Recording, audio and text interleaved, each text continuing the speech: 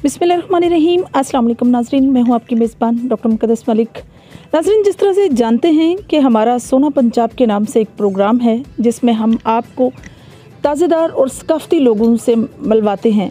Mostly हमारी कोशिश होती है कि ट्रेडिशनल लोगों के साथ आपकी मुलाकात करवाई जाए और बताया जाए कि उन्होंने अपनी हिस्ट्री का आगाज़ कब से किया और उनके ख़ानदान में सकाफ़त का खूबसूरत चुनाव कब से किया गया और प्रैक्टिकली उस ख़ानदान ने कब से और किस तरह से सकाफ़त का वो हिस्सा बने।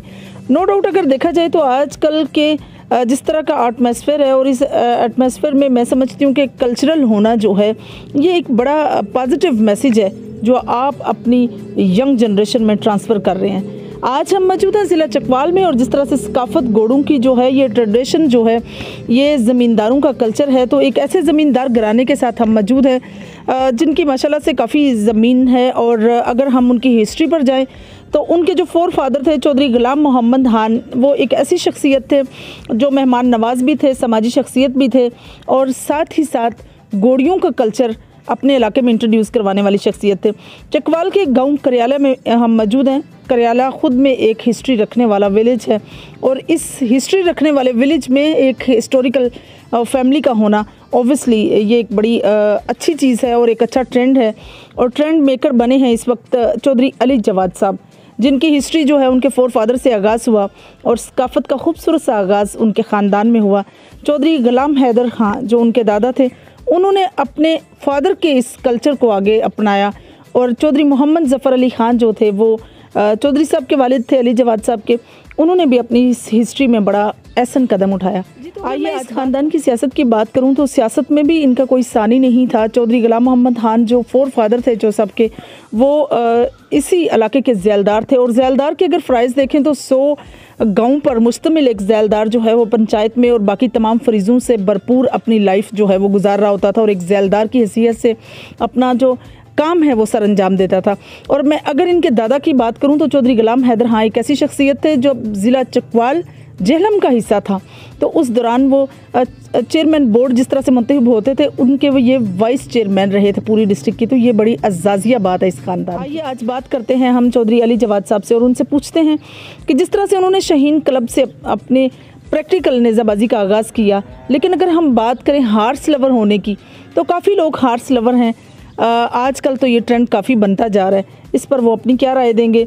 और एक स्पेशली मेला जात जब पुराने हुआ करते थे तो इन एंशिएंट टाइम 90 की दहाई में मेला जात क्या मैसेज देते थे और आज अगर जश्न नेज़ाबाजी का कहीं भी इवेंट हो तो उसमें क्या मैसेज कन्वे किया जाता है। अस्सलाम वालेकुम जी, क्या हाल है? वालेकुम सलाम, बिल्कुल ठीक, अल्लाह का शुक्र जी, आप सुनाए? ठीक, अल्हम्दुलिल्लाह बिल्कुल ठीक। जो सब जिस तरह से सकाफ़त ट्रेडिशंस हमारे पंजाब का एक खूबसूरत कल्चर है और मैं समझती हूँ कि काफ़ी ज़मींदारों ने इसका आगाज़ किया। आपके ख़ानदान की हिस्ट्री क्या है, कब से उन्होंने आगाज़ किया, कैसे किया? जी, मैं तो जब से पैदा हुआ हूँ जी अपने घर में घोड़े देखें जी जी, तो उससे पहले तो वैसे भी वो ज़रूरत भी थी और क्योंकि ट्रांसपोर्टेशन और तो कोई ज़रिया नहीं था, गाड़ियाँ नहीं थी और वो उस टाइम तो हर घर में ही तकरीबन घोड़े मौजूद थे। फिर हमारे ज़माने में सिर्फ शौक़ की हद तक रह गए तो हम उस शौक़ को लेके आगे चल रहे हैं। तो तब से ही घोड़े देखे जी घर में। उस टाइम सिर्फ मेरे वालिद साहब या दादा अब्बू या उनको तो सिर्फ सवारी की हद तक शौक़ था। तो जो मेरे मामू थे चौधरी फजल अमीर खान, वो नेज़ाबाजी का शौक़ था जी उन्हें और मुझे ये शौक़ उनकी तरफ से ट्रांसफ़र हुआ है। सही, ठीक। वो पाक बरी शराजी क्लब के बानी मेंबरान में से थे माशाल्लाह। कि जब वो क्लब बना तो वो शुरू से उनके साथ थे, फिर वो काफ़ी टाइम उसके साथ चलते रहे और 2000 में उनकी डेथ हो गई। तो उसके बाद से फिर मैं इसको लेके तो आगे चल रहा हूँ। अच्छा, सब जिस तरह से सकाफ़त में घोड़ों का इंतखाब करना, उनका केयर करना जो है काफ़ी मुश्किल है और घोड़ों की लाइफ अगर देखी जाए तो वो सारी डिपेंड करती है उनके पैरों पर जी। तो घोड़ों के पैरों के लिए या अपनी सकाफ़त को ज़्यादा से ज़्यादा चलाने के लिए क्या करना चाहिए? बेसिकली तो जी ये है कि घोड़ा एक बड़ा अच्छा जानवर है। जी जी, एक खैर व बरकत की अलामत है। अल्लाह ताला ने भी कहा है कि इसकी पेशानी में मैंने क़यामत तक नूर रख दिया। बेशक बेशक। तो जिस घर में ये हो वो उसमें वैसे भी खैर व बरकत होती है और इसका ख्याल बाकी जानवरों से जो भी शौकीन बंदे हैं जी, जिसने भी घोड़े रखे हुए आप देखेंगे कि बाकी जो उसने जानवर रखे हुए होंगे उन सब से ज़्यादा वो इससे मोहब्बत करता है। बिल्कुल ऐसे ही। और उसकी केयर करता है, उसकी खातिर मदारत करता है। तो हम भी ऐसे ही उसको कर रहे हैं जी। सही। तो अच्छा, अक्सर जो सब हमने लोगों से सुना है कि अगर डेरा जत आजकल माशाल्लाह से बड़े यूनिक स्टाइल के डेरे बन रहे हैं और बड़े पक्के डेरे बनाए जा रहे हैं, जिसमें लेकिन घोड़ों की जगह हमने सुना है कि ज़मीन वाली कच्ची रखनी पड़ती है। उसमें क्या वजह है, क्या वजह? जैसे आप देखें जी, इंसान जितना थका हारा हुआ हो, रात को जब वो अपने बिस्तर पे लेटता है तो उसको सुकून आता है। और वो अगर वो सख्त होगा तो उसको वो सुकून की नींद या वो नहीं आएगी। तो इसलिए घोड़ों का भी थान कच्चा रखते हैं कि उनके पाँव ठीक रहें। ज़्यादा पक्की जगह पे खड़े हो कि उनके पाँव नीचे से ख़राब हो जाते हैं, तो उनके लिए कच्चा थान अच्छा रहता है कि उसके नीचे आप रेत डाल दें। बहुत सारे लोग ऐसे हैं कि उन्होंने वैसे वो फर्श लगाए हुए हैं लेकिन ऊपर उन्होंने रेत डाल दी है कि उनको कच्चा, ताकि वो आराम से बैठे हैं, उनको कहीं चोट न लगे। ये वजह है जी। जैसे आपने अपने मामू से इंस्पायर होकर जब नेज़ाबाजी का आगाज़ किया, तो 90 की दहाई में अगर नेज़ाबाजी का कंपैरिजन किया जाए आज की नेज़ाबाजी के साथ जी, तो क्या डिफरेंस नज़र आता है आपको? पहले ज़माने में जो नेज़ाबाजी थी जी, वो बहुत अच्छी थी। उसमें सवार के अलग नंबर होते थे, जी। घोड़े के दौड़ने के अलग नंबर होते थे, किले के अलग नंबर होते थे, स्टाइल के सारे। अब सिर्फ नंबर रह गए हैं जी किले के। ठीक है, बाकी चीज़ों पे फोकस कम हो गया है कि अच्छे घोड़े पालना और उस सवार का स्टाइल, वो सारा कम होता जा रहा है। बिल्कुल सही। कि सिर्फ अब किले वाला काम रह गया। पर फिर भी लोगों ने बहुत अच्छे अच्छे घोड़े रखे हुए हैं जी। अब तो माशाल्लाह कुछ टाइम ऐसा आया था कि अच्छे घोड़े कम हो गए थे कि शायद अच्छी ब्रीडिंग नहीं हो रही थी या वो सारा कुछ। अब लोगों ने फिर से दोबारा से बड़ी सिलेक्टिव सी ब्रीडिंग स्टार्ट कर दी है और बहुत अच्छे अच्छे घोड़े आपको ग्राउंड में अब भी देखने को नज़र आते हैं। बिल्कुल ऐसे ही है। तो आपके पास मखसूस ब्लड लाइन कौन सी है जिसको आप बड़ा पसंद करते हैं, जो आपके अपनी ही स्टड फार्म का हिस्सा रही है? मेरे पास मुख्तलिफ ब्लड लाइन्स आ गई कि वो क्योंकि वो पहले ब्रीडिंग का इतना वो रुझान नहीं था, ट्रेंड नहीं था, तो वो ऐसे ब्रीडिंग कराई नहीं। तो अब हमने भी कुछ ब्रीडिंग स्टार्ट की है। तो एक मेरे पास घोड़ा खड़ा हुआ है कि उसकी वो मदर साइड से भी और फादर साइड से भी, दोनों साइडों से वो बराल ब्लड लाइन का है माशाल्लाह, कुमैद। तो बाकी एक शहजादे निहंग वाले का पोता है जी। तो बाकी दो वो उसके बच्चे हैं जी। सरगोदा वाला एक नुकरा घोड़ा था जी मशहूर, तो उसके बच्चे हैं जी।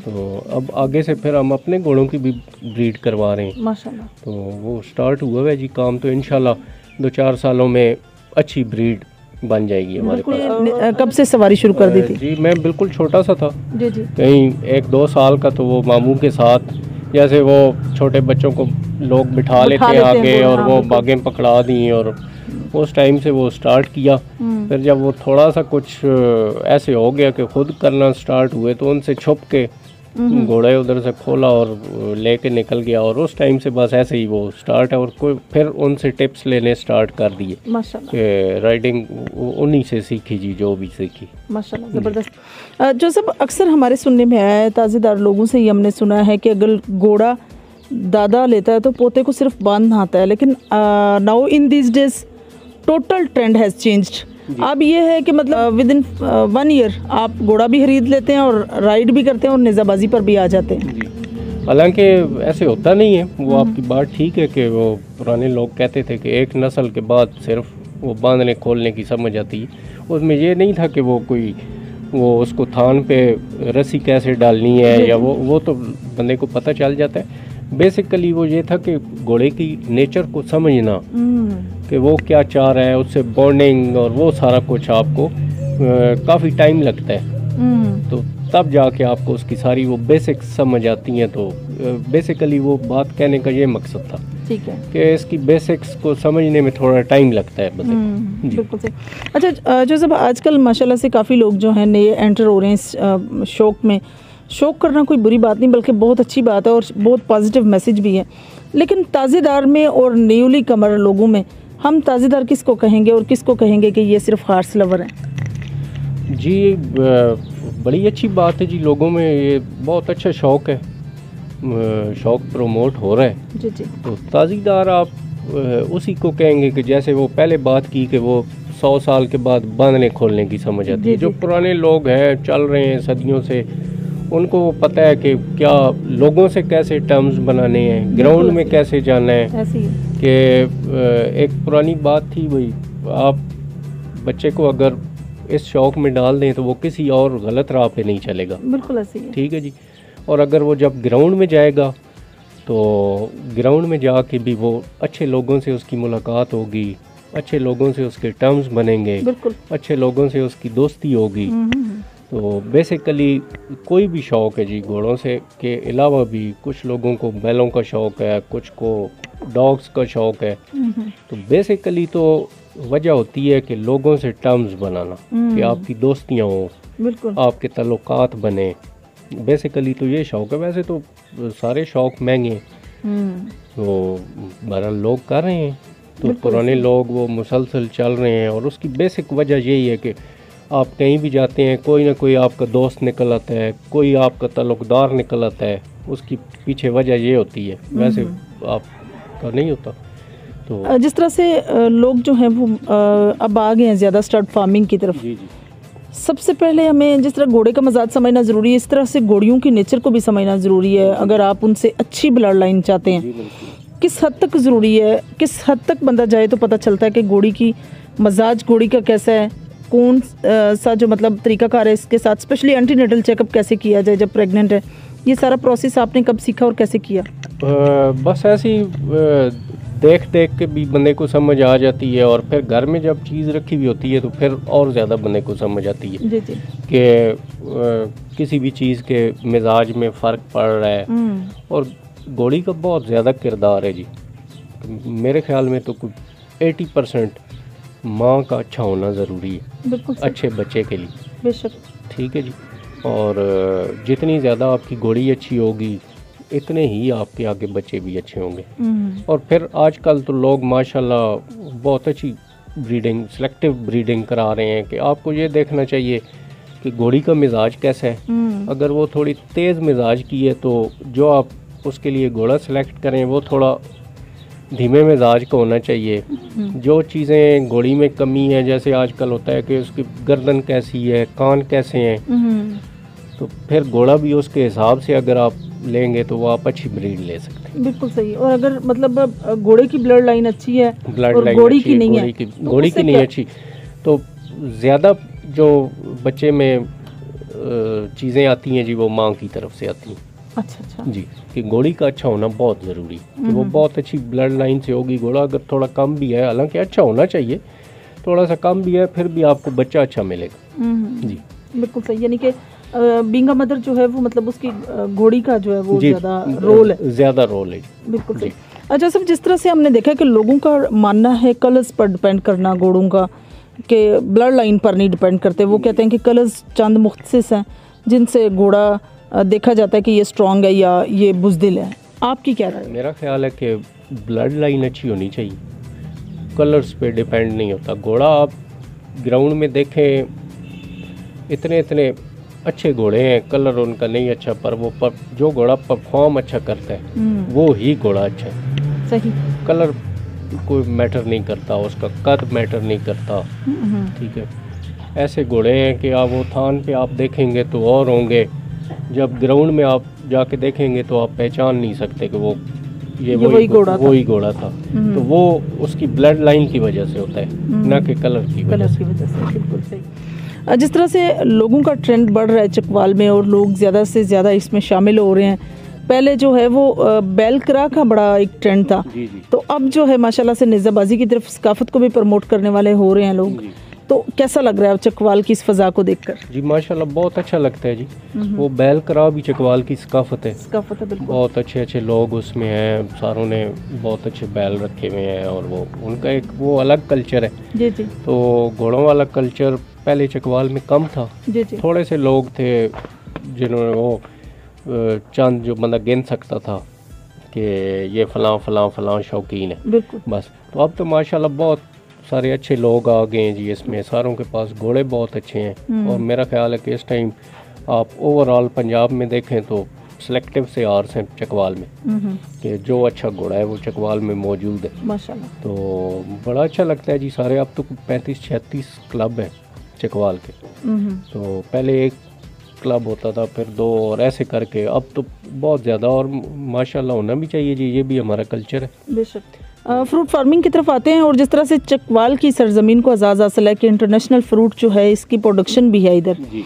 तो कब से आपको फ्रूट फार्मिंग का शौक़ हुआ, या ये भी आपको ब्लड लाइन से मिला है? जी मेरी असल में सरगोदा में भी ज़मीन है जी। जी जी। तो वो भी फोर फादर से ही कि सिट्रस पे चल रहा था काम, कि किन्नों का और मौसमी ब्लड और वो चल रहा था, तो उधर अभी भी माशाल्लाह है। तो बाकी चकवाल की ज़मीन जो है जी ये बहुत ज़रखेज़ है माशाल्लाह। सारा इधर कोई भी आप पौधा लगाते हैं तो वो हो जाता है, सिट्रस भी होता है। बाकी इधर ऑलिव की बहुत अच्छी, आपको पता होगा कि जो हमारा बरानी इंस्टीट्यूट है थोआ बादर में, उन्होंने बहुत इस पे काम किया है। तो ऑलिव की बहुत सारे पौधे इधर लोग लगा रहे हैं। और बाकी इधर एवोकाडो भी है। उसके बाद कोई भी पौधा आप लगाते हैं तो हो जाता है। मतलब जैसे कलर कार की ज़मीन है वो उधर सारा तो लोकाट बहुत ज़्यादा है, जो सैदन शाह में बहुत है। तो अंगूर बहुत अच्छा होता है जी। जी बहुत सारे लोगों ने लगाया हुआ है। मूंगफली भी बहुत, मूंगफली तो चलें वो एक यहाँ की फसल है। अब चकवाल और इधर ये हमारे गांव में तो इस साइड पे शायद लेबर की वजह या वो उस साइड से बंदे कम हो गए, तलागंग में बहुत ज़्यादा होती है जी। अच्छा जी। तो आड़ू बहुत अच्छा है चकवाल का जी, जिस बंदे ने लगाया हुआ है जी बहुत अच्छा फसल दे रहा है माशाल्लाह से। अच्छा सब जिस तरह से फार्मिंग की बात कर रहे थे और आपने बात की ओलिव ऑयल की, तो ओलिव ऑयल में क्या चीज़ें जो हैं ज़्यादा प्रोडक्शन किस चीज़ की है, और इससे कहते हैं कि हेल्थ के लिए बड़ा अच्छा भी होता है, आपकी क्या ओपिनियन है? जी बिल्कुल हेल्थ के लिए बहुत अच्छा है जी जी। तो चकवाल में अब इसकी बहुत ज़्यादा काश्त हो रही है, बहुत सारे लोगों ने ऑलिव लगाया हुआ है। जी जी। तो पहले तो इसका कोई प्लांट नहीं लगा हुआ था कि इसको कैसे बंदा इसको ऑयल निकाले, रिफाइनरी सिस्टम करे। अब जो हमारा इधर बरानी एग्रीकल्चर इंस्टीट्यूट है थोआ बादर में, उन्होंने एक प्लांट लगाया है जी। तो लोग अपना फसल लेके जाते हैं और उधर से ऑयल अपना रिफाइन करा लेते हैं माशाल्लाह से जी। तो मोस्टली लोग फिर वो घरों में वही पकवान में यूज़ कर रहे हैं जी। अभी वो साथ तक तो नहीं पहुँचे, तो अभी इंशाल्लाह आगे नेक्स्ट जब इसकी सारी प्रोडक्शन स्टार्ट होगी जी जी तो फिर लोग करेंगे। वैसे लोग करते हैं जी वहाँ से लेके माशाल्लाह से। अच्छा सब बातें हैं अगेन आपके घोड़ों की तरफ, और कल्चर जिस तरह से आपने स्किप की हुई है आजकल नेज़ाबाजी, तो इस स्किप करने के पीछे क्या वजह, और क्या आप चाहते हैं कि दोबारा से स्टार्ट लें? और आपके दोनों बेटे माशाल्लाह राइड कर रहे हैं, क्या नेज़ाबाजी की तरफ आएंगे? जी इंशाल्लाह। ये तकरीबन जी मैं करता रहा हूँ तो 2017 में मेरे वालिद साहब की डेथ की वजह से घर की जिम्मेदारियाँ और उस वजह से इस सारे सिस्टम को मैनेज करने के लिए वो ग्राउंड में दोस्तों को टाइम नहीं दे सकता था, तो उसको स्किप कर दिया। तो अब नेक्स्ट इंशाल्लाह स्टार्ट करेंगे। अभी तो एक मेरा बेटा जी एचईसन में उसका एडमिशन हुआ है, और उधर तो आपको पता है कि वैसे भी राइडिंग बहुत अच्छी होती है, ऐसी है। तो घर में भी वो दोनों राइडिंग करते हैं जी, छोटा भी। तो इंशाल्लाह हम अपनी टीम अब स्टार्ट करेंगे माशाल्लाह जल्दी। लास्ट में जो सब आप जिस तरह से लोग जो हैं वो आ रहे हैं इस फील्ड में, देखा देखी यंग जनरेशन जो है वो माशाल्लाह से गेम्स की तरफ जा रही है, स्पोर्ट्स की तरफ जा रही है, नेज़ाबाजी जिस तरह नवाबी शौक़ है, इस पर आप क्या उनको पैगाम देंगे? जी बहुत अच्छा शौक़ है जी, लोगों को आना चाहिए।